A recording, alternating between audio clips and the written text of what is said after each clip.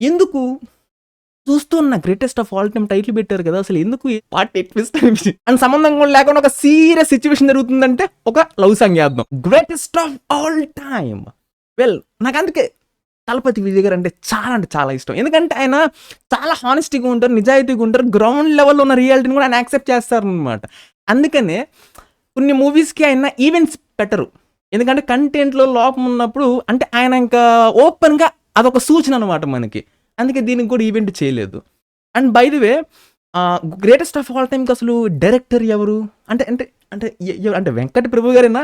ఎందుకంటే మానాడు లాంటి మూవీలో మనకి లూప్ అనమాట, అంటే లూప్స్తో సినిమాని తీసి అది ప్రజెంట్ చేయాలంటే స్క్రీన్ ప్లే అనేది క్లారిటీగా దానికి చాలా కష్టపడాలి. అఫ్ కోర్స్ అది రెఫరెన్స్ కానీ తెచ్చారు, అది Hollywood movie reference, I know that. But ఆ మూవీలో లాజిక్స్ ని కూడా అంత పర్టికులర్ గా పట్టుకొని మనకి ఎటువంటి సెన్స్లెస్ గా లేకుండా చాలా ప్రాపర్ గా ప్రజెంట్ చేసిన ఆయన గ్రేటెస్ట్ ఆఫ్ ఆల్ టైమ్ లో స్టోరీ లైన్ ఇంతుంటే లాజిక్ లేకుండా సెన్స్లెస్ రైటింగ్స్ అనేవి బొచ్చు ఉంటాయి అనమాట. Everything is just a magic. నాకు అర్థం కాదు, ఇప్పుడు ఒక స్టార్ హీరోతో మూవీ చేస్తున్నప్పుడు ఎందుకని మీలో ఏదో తెలియని దయ్యం పట్టుకునిద్ది అంటే నాకు అర్థం కావట్లేదు. అక్కర్లేనివి ఎన్నో ఉంటాయి, అన్నెసరీగా బడ్జెట్ని స్పాన్ని పెంచేస్తూ ఉంటారు అనమాట సంబంధాలని. మనం ఇన్ డెప్త్ గా డిస్కస్ చేద్దాం. ప్లాట్ విషయానికి వచ్చేస్తే ఓకే, నా ఫాదర్ అండ్ సన్ వీళ్ళిద్దరి మధ్యన మనకి జరిగే ఒక స్టోరీ అనమాట. మీకు తెలుసు, మనకి పోస్టర్స్లో కూడా మనకి ఆ ఫాదర్ అయితే మనకి స్క్వాడ్లో కూడా పనిచేస్తున్నట్టు నాకు ఒక టీం అయితే ఉంది.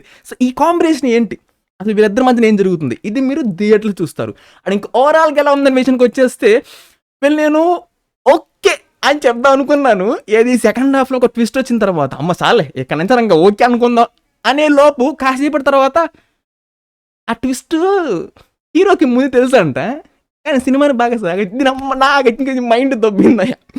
Save your precious money, have a wonderful evening, have a good sleep అని ఇన్ డెప్త్ గా డిస్కస్ చేద్దాం. మూవీ స్టార్ట్ అవడం మనకి బాగానే స్టార్ట్ అవుతుంది, బట్ మనకి స్లోగా ఇంకా వచ్చే ప్రొసీడింగ్స్ అన్ని కూడా మనకి స్క్రీన్ ప్లే అనేది మనల్ని అంత ఎంగేజ్ చేసే విధంగా రాసుకోలేకపోయారు. ఎందుకంటే మనకి the rest of the movie అంతా కూడా మనకి చాలా అంటే చాలా ప్రిడిక్టబుల్ అయిపోతుంది అనమాట. ప్రిడిక్టబుల్ మాత్రమే కాదు, అవన్నీ కూడా మనకి చాలా కన్వీనియంట్ గా జరుగుతాయి. సో దానివల్ల మనకి స్క్రీన్ ప్లేలో ఆ ఎంగేజింగ్ ఫ్యాక్టర్ కానీ, హై ఇచ్చే మూమెంట్స్ కానీ, ఇంట్రెస్టింగ్ ఎలిమెంట్స్ తగలటం కానీ ఇవి మనకి అంతలా ఏవి అనిపివు. అంటే ఇన్ బిట్వీన్ మనకి ఎన్నో లాజిక్ లేకుండా సెన్స్లెస్ డమ్ రైటింగ్స్ అయితే ఉంటాయి అనమాట. సిల్లీ డమ్ రైటింగ్ ఏంటంటే, ఇప్పుడు నువ్వు ఫారెన్లో ఉన్నావు మావా, ఓకే, నువ్వు పర్టికులర్గా ఏ స్పాట్లో ఉన్నావు నాకు తెలియదు, నీకు ఏదో అయింది అని నాకు తెలిసింది, హఠాత్తుకు వచ్చేసా, నీ కాడికి వచ్చేసా, డైరెక్ట్ నీ ముందుకు వచ్చేసా, ఎలా వచ్చావు తెలీదు.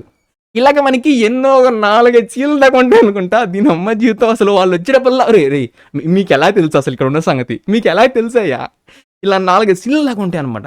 సరే ఇది పక్కన పెట్టేసేయండి. సరే కనీసం మనకి యాక్షన్ పరంగా ఏమన్నా సాటిస్ఫై చేస్తున్నారా అంటే నార్మల్ రొటీన్ యాక్షన్ బ్లాక్స్ తప్ప యూనిక్గా కానీ ఫ్రెష్గా కానీ కొత్తగా అంటూ ఏమీ లేవు. ఇంతకు మీకు చెప్పే కదా స్టార్టింగ్లో అక్కర్లేకపోయినా కానీ బడ్జెట్ని ఇంక్రీజ్ చేయడం. మీకు స్టార్టింగ్లో ఇంట్రడక్షన్ని బాగానే స్టార్ట్ చేశారని చెప్పే కదా, సో దాంట్లో మనకి ఒక పర్టికులర్ డిఏజింగ్ చేసిన ఫేస్ అయితే ఉండిద్ది అనమాట. అది నేను రివీల్ చేయలేండి. అసలు ఆ సీన్లో అది అక్కర్లేదు, నార్మల్గా ఎవరో ఒకరిని పెట్టుకోవచ్చు భయ్య, లేదంటే కనుక ప్రాస్థెటిక్స్ది సమ్ అదర్ ఇంకొకరి ఫేస్ని మాస్క్ టైప్లో వేసుకోవచ్చు. కానీ ఇవేమీ లేకుండా పర్టికులర్గా ఫ్యాన్స్ని ఏదో చేద్దాము, తమిళనాడు వాళ్ళని బాగా అందరిని లాక్ వచ్చేద్దాం థియేటర్కి అని చెప్పేసి విపరీతంగా అక్కర్లేని స్టఫ్తో ఎన్నో పెట్టారు మూవీలో. ఇదే అనమాట, అవసరం లేకపోయినా కానీ బడ్జెట్ని ఇంక్రీజ్ చేయటం. ఎందుకు, స్టార్ హీరో ఉన్నారు కదా, మనకి ఇబ్బంది లేదు, స్టార్ వాల్యూ ఉపయోగపడుద్ది, కలెక్షన్లు వచ్చేస్తాయి. సరే మనకి ఇంకా సన్ పాడిది ఓపెన్ చేసిన దగ్గర నుంచి ఇంకా ఫాదర్ సన్ విలట్ ట్రాక్ అన్నా చాలా బాగుండిద్దా అంటే ఇక్కడ కూడా మనకి ప్రొసీడింగ్స్ అనేవి అంత కొత్తగా ఇంట్రెస్టింగ్గా ఉండవు, అవి కూడా మనకి ప్రిడిక్టబుల్గానే ఉంటాయి అనమాట. బట్ మనకి డీఏజింగ్ క్వాలిటీ అనేది ఫేస్ వరకు బాగానే పుల్ ఆఫ్ చేశారు. నేను మీకు కంప్లైంట్ చేశాను కదా, మనకి సింగిల్ ఎక్స్ప్రెషనే ఉంటుంది ఏంటా అని చెప్పేసి. సినిమా అంతా కూడా మనకి సింగిల్ ఎక్స్ప్రెషనే ఉంటుంది, బట్ మనకి లిప్స్ దగ్గర కొన్ని చోట్ల మనకి మాట్లాడేటప్పుడు ఆ లిప్ సింక్ అనేది ప్రాపర్గా లేదు. సో ఫేస్లో ఎక్స్ప్రెషన్స్ అనేవి వాళ్ళు పుల్ ఆఫ్ చేయలేకపోయారు, కానీ ఆ ఫేస్ మాత్రం ఓకే బాగానే పుల్ ఆఫ్ చేసి దాన్ని మాత్రం ట్రోల్ చేసే విధంగా అయితే లేదనమాట. బట్ ది యంగర్, ఇంకా 2 యంగర్ వర్షన్ లేదు, అదైతే అంత మంచిగా పుల్ ఆఫ్ చేయలేకపోయారు. అదైతే లిప్ సింక్ దగ్గర అయితే ఫుల్ ప్రాబ్లం అనమాట. అండ్ అడిషనల్గా దీంట్లో దరిద్రేంద్ర నాయన అంటే ఇప్పుడు మనకి మన తలపతి విజయ్ గారు ఇప్పుడు మనకి ఇల్లియోలో లుక్ లేదు, సో ఆ లుక్తో అయితే ఉంటారనమాట మూవీ బిగినింగ్. స్పాయిలర్ కాదు, ఒక నిమిషం క్లారిటీగా ఏమనండి, ఏమనంటే స్పాయిలర్ స్టోరీ మొత్తం చెప్పేస్తా ఉంటా. ఈ కామెంట్ పెట్టేవాడు కింద స్టోరీ చెప్పు చూస్తా, ఈ మధ్య కామెంట్ ఎక్కువైపోయింది, ఏమన్నా స్టోరీ చెప్పేది ఉంటుంది. ఒరే బాబాయ్ ఒక పాయింట్ చెప్పడానికి స్టోరీని ఇన్ డెప్త్గా ఎక్స్ప్లెయిన్ చేయడానికి చాలా తేడా ఉంటుంది. సో మళ్ళీ చండాలంగా కామెంట్ పెట్టబాకు. సో తలపతి విజయ్ గారు అలుకుతూ ఉంటారు, ఓకే బాగానే ఉంది. బట్ లేటర్ మరి ఇంకా ఆయన ఓల్డ్ గెటప్లో ఉంటారు కదా. ఇప్పుడు ఆయన స్క్వాడ్ మెంబర్స్ కూడా ఉంటారు కదా, స్క్వాడ్ మెంబర్స్ కూడా ఏ గెటప్లో ఉండాలి, ఓల్డ్ గెటప్లో ఉండాలి.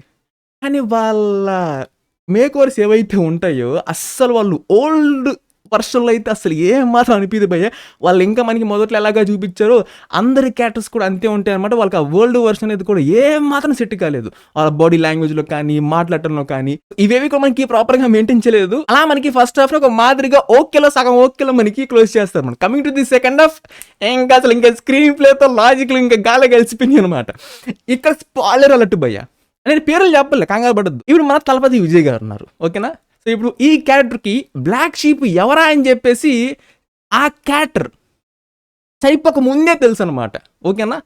మరి ఇప్పుడు నువ్వేం చేయాలి, ఆ బ్లాక్ షీప్ ఎవరో తెలిస్తే నువ్వు అతన్నే ఫాలో అవ్వాలి, తెలియకుండా ఏం చేయాల్సిన అని చెప్పేసి గమనించి పట్టేసుకోవాలి. సినిమా అయిపోయింది, క్లోజ్. అబ్బే మేము ఎట్టాంటి పనులు చేయాలి, దీన్ని ఇంకా సాగదీయాలి, అన్నెసరీగా ఒక క్రికెట్ మ్యాచ్ పెట్టాలి. నాకేంటంటే ఇప్పుడు నేను ధోని ఫ్యాన్, అలాగే నాకు సిఎస్కే టీం అంటే చాలా ఇష్టం. డైరెక్టర్ గురించి చెప్తున్నా. సో కాబట్టి ఇవన్నీ మనం అక్కలేని పోర్షన్లు మొత్తం పెట్టేద్దాం, బడ్జెట్ని ఎక్కువ పెంచేద్దాం. అండ్ సంబంధం కూడా లేకుండా ఒక సీరియస్ సిచ్యువేషన్ జరుగుతుందంటే ఒక లవ్ సాంగ్ వేద్దాం, ఒక ఎమోషనల్ సిచ్యువేషన్ జరుగుతుందంటే ఒక మాస్ సాంగ్ వేద్దాం. ఇదేం రైటింగ్ రా బాబు, ఇదే సాంగ్ ప్లేస్మెంట్. అసలు నాకు ఇంకా లైగర్ గుర్తొచ్చింది. మా లైగర్ ముందు ఏదైనా ఉందా పాపం, ఎక్కువ వేసుకుంటున్నాం అంటే ఏం చేస్తాం, ఇంకా అదే గుర్తొస్తుంది అనమాట. నాకు బాగా ఫీడ్ అయిపోయింది మైండ్లో. సో ఇక్కడ ప్రాబ్లం ఏంటంటే ఒక పక్క మనకి అక్కడ ఎవరు చేస్తున్నారు ఏం చేస్తారని చెప్పేసి మనకి బాగా అర్థమైపోతుంది. కానీ అక్కడ వాళ్ళ మధ్యలో వాళ్ళు తెలుసుకోవడానికి ఇలా ఎన్నో లాజిక్స్ అన్ని పక్కన పెట్టేసి ఏమీ తెలియనట్టు యాక్ట్ చేస్తూ ఉంటారు అనమాట. అతనేం చెప్పేసి నీకు ముందు తెలిసినప్పుడు ఫాలో అయిపోయి మ్యాటర్ని అక్కడితోనే క్లోజ్ చేస్తే అయిపోయేది కదా. దాన్ని ఎందుకు ఇంతలా సాగ తీసావు. ఇంకా క్లైమాక్స్ అయితే ఒరే బాబోయ్ విలన్ ఎందుకు, నా చిన్నప్పటి నుంచి ఇదే రోట టాబ్లెట్ చూస్తున్నా, హీరోని పట్టుకుంటూ ఏసేయి అయిపోయింది అందరితో మ్యాటర్. ఇంకా కాదు, హీరోని గొలుసులతో కట్టేయాలి, మనం ఏం చేయకూడదు. వాడొచ్చి మనల్ని చంపేదాకా మన ప్లాన్ స్పాయిల్ చేసేదాకా మనం వెయిట్ చేయాలి. దీన్ని ఇంకొక అరగంట సేపు స్ట్రెచ్ చేయాలి. ఎందుకు అంటున్నా, అసలు ఎందుకు, మీ చేతులు అవకాశం ఉన్నా కానీ ఎందుకు. సో ఇలాగ మనకి the greatest of all time, దీని అమ్మ జీవితం నేను ఇంకా చూస్తూ ఉన్నా. Greatest of all time title పెట్టారు కదా, అసలు ఎందుకు, దేనికి ఉపయోగం అంటే మనకి సిఎస్కే మ్యాచ్ ప్లే అవుతుంది కదా. సో దాంట్లో మనకి ధోని ఉన్నారు. సో ధోనిని ఎలా చూపిస్తూ తలపతి విజయ్ చూపిస్తూ గ్రేటెస్ట్ ఆఫ్ ఆల్ టైమ్ ఎందుకు, ఏమన్నా సంబంధం అండి అసలు టైటిల్కి.